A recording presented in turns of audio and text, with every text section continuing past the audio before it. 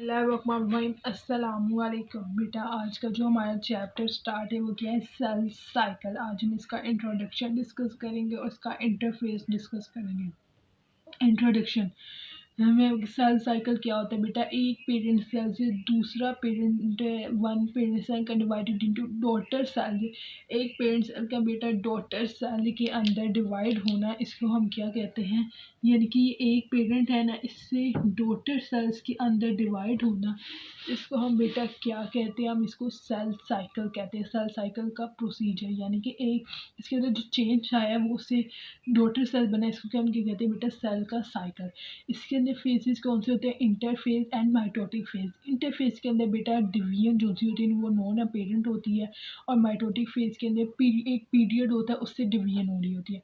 Interface discuss करेंगे। Interface क्या होता है, two consecutive division. Two consecutive division का हम क्या कहते हैं, इंटरफेस। अगर इसके अंदर मिसलीडिंग आ जाती है, कंफ्यूजिंग आ जाती है, इसको हम क्या कहते हैं, रेस्टिंग फेज। यानी कि ये इतनी तेज़ी से के साथ इसकी इंटरफेस के अंदर डेवलपमेंट नहीं हो रही होती है कि इसको आगे हम फर्दर डिवाइड करते हैं किसके अंदर बेटा, इंटरफेस को G1 में, एस फेज में एंड G2 फेज में। G1 फेज क्या होता है बेटा, इसके अंदर मेटाबॉलिक एक्टिविटी बढ़ जाती है, सेल ग्रो होना शुरू हो जाता है, और जो डीएनए होता है ना, बेस यूनिट, वो कम्युनिकेट में करना शुरू हो जाता है, डीएनए सिंथेसिस की फॉर्मेशन होना शुरू हो जाती है G1 फेज में। और इसे G1 फेज से हम जाते हैं G0 फेज में, यानी कि पोस्ट माइटोटिक फेज होती है सेल की। G1 कहाँ पे जो हो जाता है तो बेटा G0 फेज के अंदर एंटर हो जाता है। Cell remain for days week, इसके अंदर सेल रहता है कुछ दिनों के लिए, हफ्तों के लिए उसके अंदर ही रहता है। G0 फेज के अंदर इसके अंदर सेल डिवाइड आगे नहीं करता, ठीक है, इसकी पोस्ट माइटोटिक फेज होती है। उसके बाद G0 फेज से कहाँ सेल कहाँ पे जाता है, एस फेज के अंदर, यानी कि सिंथेसिस फेज के अंदर। इसके अंदर क्या होता है बेटा, डीएनए की सिंथेसिस होती है, क्रोमोसोम नंबर डबल हो जाता है, और इसके अंदर G2 फेज भी स्टार्ट हो जाती है।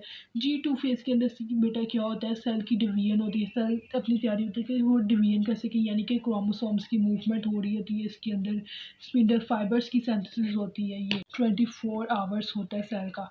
माइटोसिस कितने मिनट होती है बेटा, 30 मिनट्स होती है। G1 फेज हमारा 9 आवर्स का होता है, एस फेज 10 आवर्स का होता है, एंड G2 फेज कितने आवर्स का होता है बेटा, 4.5 आवर्स का होता है।